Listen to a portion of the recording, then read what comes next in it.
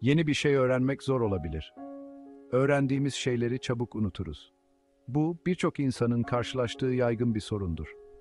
Özellikle karmaşık konularla uğraşırken bilgiyi akılda tutmak ve anlamak zor olabilir. Feynman tekniği, daha iyi öğrenmek ve daha fazlasını hatırlamak için basit ama güçlü bir yoldur.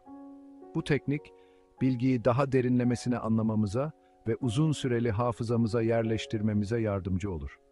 Adını, karmaşık şeyleri açık ve basit bir şekilde anlatabilme yeteneğiyle bilinen ünlü fizikçi Richard Feynman'dan almıştır. Feynman, karmaşık fiziksel kavramları bile herkesin anlayabileceği şekilde açıklayabilmesiyle tanınırdı. Bu teknik, öğrendiklerinizi kendi kelimelerinizle açıklamanız için sizi zorlayarak anlamanıza ve hatırlamanıza yardımcı olur. Kendi kelimelerinizle açıklamak konuyu gerçekten anladığınızı gösterir. Hayali bile olsa öğrendiğiniz şeyi bir başkasına öğretmek gibidir. Bu süreç, bilgiyi daha iyi kavramanızı sağlar ve eksik olduğunuz noktaları fark etmenize yardımcı olur. Bu teknik sadece öğrenciler için değil, her yaştan ve her seviyeden öğrenenler için uygundur. Yeni bir dil, yeni bir beceri veya yeni bir kavram olsun, yeni bir şey öğrenmek isteyen herkes tarafından kullanılabilir. Bu teknik, öğrenme sürecini daha eğlenceli ve etkili hale getirir. Feynman tekniği, yaşam boyu öğrenme için güçlü bir araçtır. Her yaşta ve her aşamada öğrenmeyi teşvik eder. Herhangi bir şeyi daha hızlı ve daha etkili bir şekilde öğrenmenize yardımcı olabilir. Bu teknikle öğrenme sürecinizde büyük ilerlemeler kaydedebilirsiniz. Richard Feynman, parlak bir fizikçiydi. 1965'te Nobel Fizik Ödülünü kazandı. Aynı zamanda harika bir öğretmendi.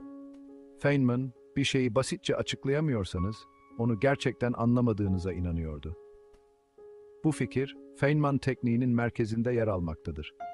Benzersiz düşünme tarzı ve karmaşık fikirleri daha basit parçalara ayırma yeteneğiyle biliniyordu. Zor fizik kavramlarını anlamak için bu yaklaşımı kullandı. Öğrenmeye olan tutkusu ve karmaşık konuları anlaşılır kılma yeteneği, bugün de insanlara ilham vermeye devam ediyor. İlk adım, ne öğrenmek istediğinize karar vermektir. Anlamak istediğiniz kavramı veya konuyu yazın. Spesifik olmak önemlidir. Örneğin, biyoloji yazmak yerine fotosentez sürecini yazabilirsiniz. Konunuzu belirledikten sonra materyali gözden geçirmek için biraz zaman ayırın. Notlarınıza, ders kitabı bölümlerinize veya sahip olduğunuz diğer kaynaklara göz atın. Amaç, bir sonraki adıma geçmeden önce kavram hakkında genel bir anlayış kazanmaktır. Bu kavramı küçük bir çocuğa öğretmeniz gerektiğini hayal edin. Konu hakkında hiçbir şey bilmeyen birine konuşuyormuş gibi basit kelimelerle bir açıklama yazın. Bu adım, öğrendikleriniz hakkında gerçekten düşünmenizi sağlar. Sadece ezberlediğimiz bilgileri tekrarlarken, bir şeyi anladığımızı düşünerek kendimizi kandırmak kolaydır. Basitçe açıklamayı deneyerek, anlayışınızı geliştirmeniz gereken alanları hızlıca tanımlarsınız. Bu adım aynı zamanda düşüncelerinizi organize etmenize ve en önemli noktaları belirlemenize yardımcı olur. 5. bölüm, bilgi boşluklarınızı belirleyin. Şimdi açıklamanıza geri dönün. Kafa karıştırıcı veya eksik olan kısımlar var mı? Basit kelimeler bulmakta zorlandığınız yerler var mı? Bunlar sizin bilgi boşluklarınızdır. Kaynaklarınıza geri dönün ve bu alanları tekrar inceleyin. Ek araştırma yapmanız veya daha fazla uzmanlığa sahip birine danışmanız gerekebilir. Önemli olan, kavramı açık ve kendinden emin bir şekilde açıklayana kadar çalışmaya devam etmektir. Neyi bilmediğinizi itiraf etmekten korkmayın. Bu boşlukları belirlemek, etkili öğrenme için çok önemlidir.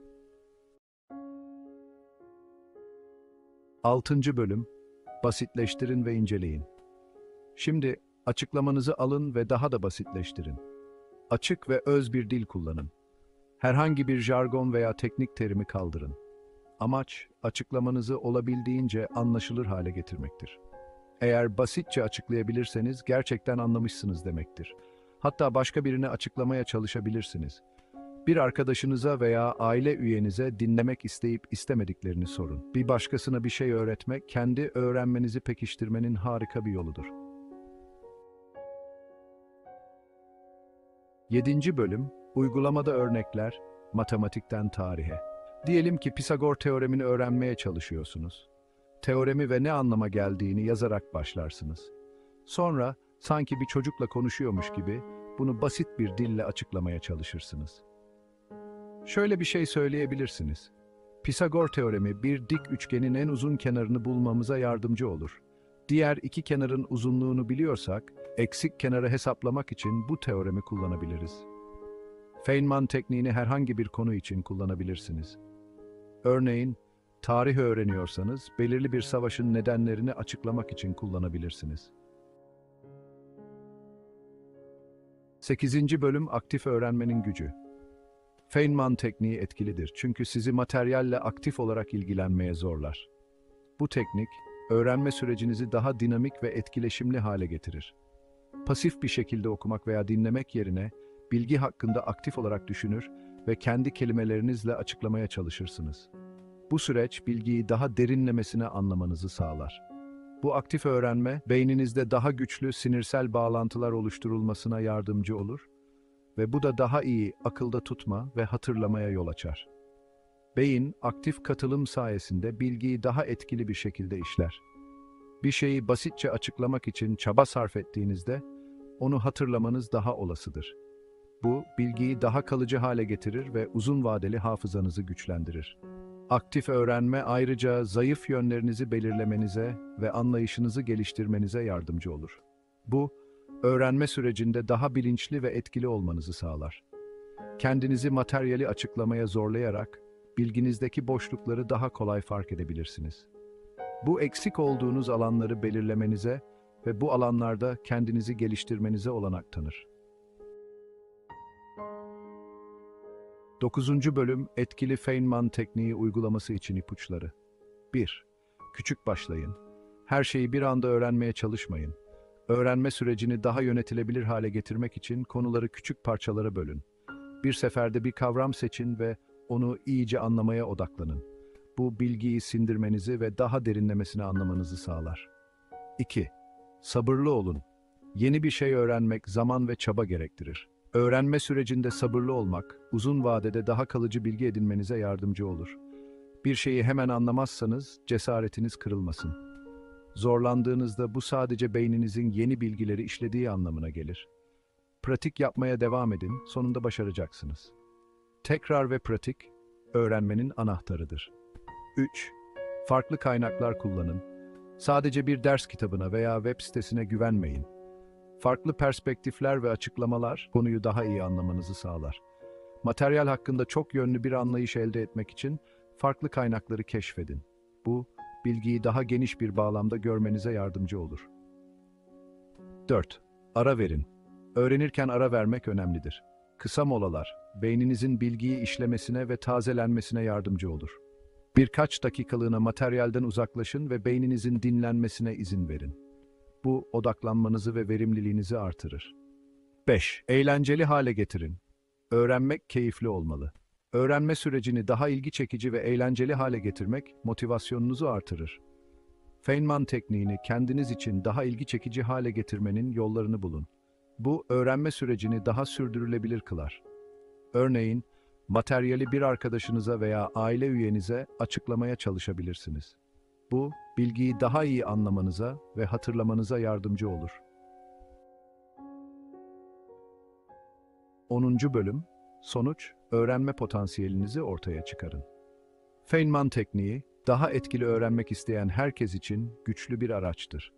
4 basit adımı izleyerek, en basitten en karmaşığına kadar her konudaki anlayışınızı geliştirebilirsiniz. Bu teknik sihirli bir değnek değildir. Çaba ve pratik gerektirir. Ancak ödülleri çabaya değer. Feynman tekniğinde ustalaştığınızda öğrenme potansiyelinizi ortaya çıkarır ve bir olasılıklar dünyasının kapılarını aralarsınız. Unutmayın, anahtar basitleştirmek, açıklamak ve tekrarlamaktır.